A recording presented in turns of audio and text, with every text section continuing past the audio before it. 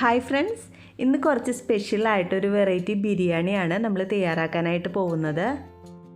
Prawns വെച്ചിട്ട് kofta balls തയ്യാറാക്കിയ ശേഷം അത് വെച്ചിട്ട് ഉണ്ടാക്കുന്ന ഒരു അടിപൊളി ബിരിയാണിയാണിത്. അപ്പോൾ നമുക്ക് വീഡിയോയിലോട്ട് പോവാം. ആദ്യം തന്നെ നമുക്ക് കോഫ്ത ബോൾസ് തയ്യാറാക്കിയെടുക്കണം. അതിനായിട്ട് ഒരു പാനിലേക്ക് 1 ടേബിൾ സ്പൂൺ വെളിച്ചെണ്ണ ഒഴിച്ചു കൊടുത്തിട്ടുണ്ട്. വെളിച്ചെണ്ണ ഒന്ന് ചൂടായി വരുമ്പോൾ ഇതിലേക്ക് 1/4 ടീസ്പൂൺ പെരിഞ്ജീരകവും 1/4 ടീസ്പൂൺ കുരുമുളകും ചേർത്ത് കൊടുക്കുന്നുണ്ട്.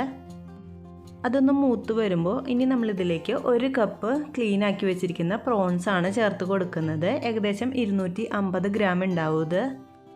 നന്നായിട്ടൊന്ന് മിക്സ് ചെയ്ത് കൊടുത്ത ശേഷം പ്രോൺസിൻ്റെ കളറൊക്കെ ചേഞ്ച് ആയിട്ട് അതിൽ നിന്നുള്ള വെള്ളമൊക്കെ ഇറങ്ങി തിളച്ച് വരും. ആ ഒരു സ്റ്റേജിൽ നമുക്കിതിലേക്ക് 1/4 കപ്പ് തേങ്ങ ചിരവിയത് ചേർത്ത് കൊടുക്കാം. ഇനി ഇതിലേക്ക് 1/4 ടീസ്പൂൺ മഞ്ഞൾപ്പൊടിയും കൂടി ചേർത്ത ശേഷം ഇതിൻ്റെ വെള്ളമൊക്കെ ഒന്ന് വറ്റിച്ചെടുക്കണം. ഏകദേശം ഒരു 3-4 മിനിറ്റ് കഴിയുമ്പോഴേക്കും ഇതിൻ്റെ വെള്ളമൊക്കെ വറ്റിയിട്ട് നന്നായിട്ട് ഡ്രൈ ആയിട്ട് വരും. ഇപ്പോൾ ചെമ്മീനിലെ വെള്ളമൊക്കെ വറ്റിയിട്ട് നന്നായിട്ട് ഡ്രൈ ആയിട്ട് വന്നിട്ടുണ്ട്. ഇനി നമുക്ക് ഗ്യാസ് ഓഫ് ചെയ്ത ശേഷം ചൂടാറിയിട്ട് മിക്സിയുടെ ചെറിയ ജാറിലിട്ട് ജസ്റ്റ് ഒന്ന് കറക്കിയെടുക്കാം. ഒരുപാട് അരഞ്ഞു പോകരുത്, ജസ്റ്റ് ഒന്ന് കറക്കിയെടുത്താൽ മതി.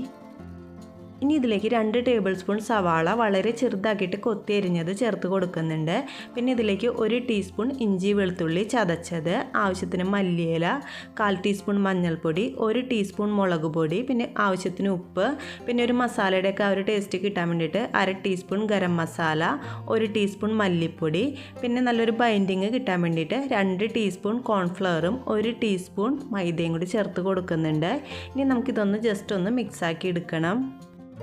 ഇനി ഇതിലേക്ക് ലാസ്റ്റായിട്ട് നല്ലൊരു ബൈൻഡിങ് കിട്ടാനും കുറച്ചും കൂടി ടേസ്റ്റ് കൂടാൻ വേണ്ടിയിട്ട് 1 മീഡിയം സൈസ് ഉരുളക്കിഴങ്ങ് പുഴുങ്ങി പൊടിച്ചതും കൂടി ചേർത്ത് കൊടുക്കുന്നുണ്ട്. എന്നിട്ട് നമുക്കിത് നന്നായിട്ടൊന്ന് കുഴച്ചെടുക്കാം. ഇതിലേക്ക് ബൈൻഡിങ് കിട്ടാൻ വേണ്ടിയിട്ട് മൈദയും കോൺഫ്ലവറും ചേർത്ത് കൊടുക്കുന്നുണ്ട്. അപ്പോൾ ഉരുളക്കിഴങ്ങ് ഓപ്ഷനിലാണ്, ഉണ്ടെന്നുണ്ടെങ്കിൽ ചേർത്ത് കൊടുക്കുക, കുറച്ചും കൂടി നല്ല ടേസ്റ്റിയാണ്. ഇപ്പോൾ ഇത് അത്യാവശ്യം ഒന്ന് കുഴച്ചെടുത്തിട്ടുണ്ട്. ഇനി നമുക്കിത് ചെറിയ നാരങ്ങയുടെയൊക്കെ വലുപ്പത്തിൽ ബോൾസ് ആക്കിയിട്ട് ഉരുട്ടിയെടുക്കാം. ഇപ്പോൾ എല്ലാം ബോൾസ് ആക്കിയിട്ട് ഉരുട്ടിയെടുത്തിട്ടുണ്ട്. ഇനി നമുക്കിത് എണ്ണയിലിട്ടിട്ടൊന്ന് ഫ്രൈ ചെയ്തെടുക്കാം. അപ്പോൾ ഞാൻ ബിരിയാണിക്ക് വേണ്ടിയിട്ട് സവാളയും കാഷ്നട്ടൊക്കെ വറുത്ത എണ്ണയിൽ തന്നെയാണ് ഫ്രൈ ചെയ്തെടുക്കുന്നത്. ഒരു മീഡിയം തീയിലിട്ടിട്ട് വേണം കേട്ടോ ഫ്രൈ ചെയ്തെടുക്കാനായിട്ട്. ലോ ഫ്ലെയിമിലിട്ട് കഴിഞ്ഞാൽ ഈ ബോൾസ് പൊട്ടിപ്പോവും. ഇതിലേക്ക് കുറച്ച് കറിവേപ്പിലയും കൂടി ചേർത്ത് കൊടുക്കുന്നുണ്ട്. അപ്പോൾ കറിവേപ്പിലയുടെ ആ ഒരു ടേസ്റ്റും കൂടി നമ്മുടെ കോഫ്ത ബോൾസിന് ഉണ്ടാവും. ഇപ്പോൾ ഏകദേശം ഒരു 3 മിനിറ്റ് കഴിഞ്ഞിട്ടുണ്ട്. നമ്മുടെ കോഫ്ത ബോൾസിൻ്റെ ഒരു സൈഡ് നന്നായിട്ട് മൊരിഞ്ഞ് ഗോൾഡൻ കളറായിട്ട് വന്നിട്ടുണ്ട്. ഇനി ഇത് മറിച്ചിട്ട ശേഷം അപ്പുറത്തെ സൈഡും ഇതുപോലെ തന്നെ ഒന്ന് ഫ്രൈ ആക്കിയിട്ട് എടുക്കാം. ഇപ്പോൾ നമ്മുടെ കോഫ്ത ബോൾസിൻ്റെ 2 സൈഡും നല്ല ഗോൾഡൻ കളറായിട്ട് മൊരിഞ്ഞ് വന്നിട്ടുണ്ട്. ഇത് അധികം എണ്ണയൊന്നും കുടിക്കില്ല കേട്ടോ, കാരണം നമ്മളിതിലേക്ക് കോൺഫ്ലവറും മൈദയൊക്കെ ചേർത്തുകൊണ്ട്. ഇനി നമുക്കിത് എണ്ണയിൽ നിന്ന് കോരി മാറ്റാം. ഇനി അടുത്ത സ്റ്റെപ്പ് നമുക്ക് കോഫ്ത ബോൾസിന് വേണ്ടിയിട്ട് ഒരു ഗ്രേവി തയ്യാറാക്കണം. അപ്പോൾ കുറച്ച് എണ്ണ മാറ്റി വെച്ച ശേഷം ആ എണ്ണയിലേക്ക് തന്നെ ഞാൻ കുറച്ച് പട്ട, ഗ്രാമ്പു, ഏലക്കായ്, പെരിഞ്ജീരകം, പിന്നെ കുറച്ച് കാഷ്നട്ടും കൂടി ചേർത്ത് കൊടുക്കുന്നുണ്ട്. അതൊന്ന് മൂത്ത് വരുമ്പോൾ ഇതിലേക്ക് 2 സവാള കുറച്ച് വലുതാക്കിയിട്ട് കട്ട് ചെയ്തത് ചേർത്ത് കൊടുക്കുന്നുണ്ട്. പിന്നെ 1 ടീസ്പൂൺ കസകസും കൂടി ചേർത്ത് കൊടുക്കുന്നുണ്ട്. ഇനി ഇതൊരു 1 മിനിറ്റോളം ഒന്ന് വഴറ്റിയെടുത്താൽ മതി. അതിനുശേഷം ഇതിലേക്ക് 2 ചെറിയ തക്കാളി അരിഞ്ഞതും കൂടി ചേർത്ത് കൊടുത്തിട്ട് വീണ്ടും ഒരു 2-3 മിനിറ്റ് വഴറ്റിയെടുക്കാം. ഒരുപാട് ബ്രൗൺ കളറൊന്നും ആവണ്ട, ജസ്റ്റ് ഒന്ന് വഴണ്ട് വന്നാൽ മതി. നമുക്കിത് മിക്സിയുടെ ചെറിയ ജാറിലിട്ടിട്ട് അരച്ചെടുക്കാൻ വേണ്ടിയിട്ടാണ്. അപ്പോൾ ചൂടാറിയ ശേഷം നമുക്കിതൊന്ന് നന്നായിട്ട് അരച്ചെടുക്കാം. ഇനി ആ ഒരു പാനിൽ തന്നെ ഞാൻ കുറച്ച് കോഫ്ത ബോൾസ് ഫ്രൈ ചെയ്ത എണ്ണയിൽ നിന്ന് കുറച്ചെടുത്ത് ഒഴിച്ച് കൊടുക്കുന്നുണ്ട്. ഏകദേശം ഒരു 2.5 ടേബിൾ സ്പൂൺ ഒഴിച്ച് കൊടുക്കുന്നുണ്ട്. ഇനി ഇതിലേക്ക് നമ്മൾ ഒരു മീഡിയം സൈസ് സവാള ചെറുതാക്കിയിട്ട് കൊത്തി എരിഞ്ഞത് ചേർത്ത് കൊടുക്കുന്നുണ്ട്. പിന്നെ ഈ ഗ്രേവിക്ക് ആവശ്യമായ കുറച്ച് ഉപ്പും കൂടി ചേർത്തിട്ട് നന്നായിട്ടൊന്ന് വഴറ്റിയെടുക്കാം. ഇപ്പോൾ നല്ല ബ്രൗൺ കളറായിട്ട് സവാള വഴറ്റിയെടുത്തിട്ടുണ്ട്. ഇനി ഇതിലേക്ക് 1 ടേബിൾ സ്പൂൺ ഇഞ്ചി വെളുത്തുള്ളി പേസ്റ്റും കുറച്ച് കറിവേപ്പിലയും കുറച്ച് പച്ചമുളകും കൂടി ചേർത്തിട്ട് വീണ്ടും ഇതിൻ്റെ പച്ചമണമൊക്കെ മാറുന്നത് വരെ ഒന്ന് വഴറ്റിയെടുക്കാം. ഇതിലേക്ക് ചേർത്ത ഇൻഗ്രീഡിയൻസിൻ്റെ പച്ചമണമൊക്കെ മാറിയിട്ട് നന്നായിട്ടൊന്ന് മൂത്ത് വന്നിട്ടുണ്ട്. ഇനി ഇതിലേക്ക് 1 നുള്ളു മഞ്ഞൾപ്പൊടി, 2 ടീസ്പൂൺ മുളക് പൊടി, പിന്നെ 1 ടീസ്പൂൺ മല്ലിപ്പൊടി, 1/4 ടീസ്പൂൺ ഗരം മസാല എന്നിവ ചേർത്തിട്ട് വീണ്ടും ഇതിൻ്റെ പച്ചമണമൊക്കെ മാറുന്നത് വരെ നന്നായിട്ടൊന്ന് വഴറ്റി കൊടുക്കാം. ഇനി ഇതിലേക്ക് നമ്മൾ ചേർക്കാൻ പോകുന്നത് നേരത്തെ വഴറ്റി അരച്ച് വെച്ചിരിക്കുന്ന ആ ഒരു മസാലയാണ്. അതും കൂടി ചേർത്തിട്ട് ഇതിൻ്റെ എണ്ണയൊക്കെ തെളിയുന്നത് വരെ വീണ്ടും നന്നായിട്ടൊന്ന് വഴറ്റി കൊടുക്കാം.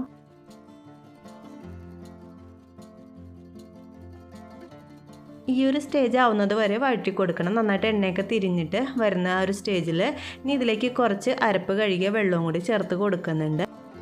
ഗ്രേവി നന്നായിട്ടൊന്ന് തിളച്ച് വരുമ്പോൾ ഇതിൽ ഉപ്പ് പോരാന്നുണ്ടെങ്കിൽ അത് ചേർത്ത് കൊടുക്കണം. പിന്നെ ഞാൻ ഇതിലേക്ക് കുറച്ച് സവാളയും മല്ലിയിലയും കൂടി ചേർക്കുന്നുണ്ട്. അപ്പോൾ നമ്മൾ സവാള ബിരിയാണിക്ക് വേണ്ടിയിട്ട് വറുത്തിരിക്കുന്ന സവാള ഉണ്ടല്ലോ, അതിൽ നിന്ന് കുറച്ച് ചേർത്ത് കൊടുത്താൽ നമ്മുടെ ഗ്രേവിക്ക് കുറച്ചും കൂടി നല്ലൊരു ടേസ്റ്റ് ഉണ്ടാവും.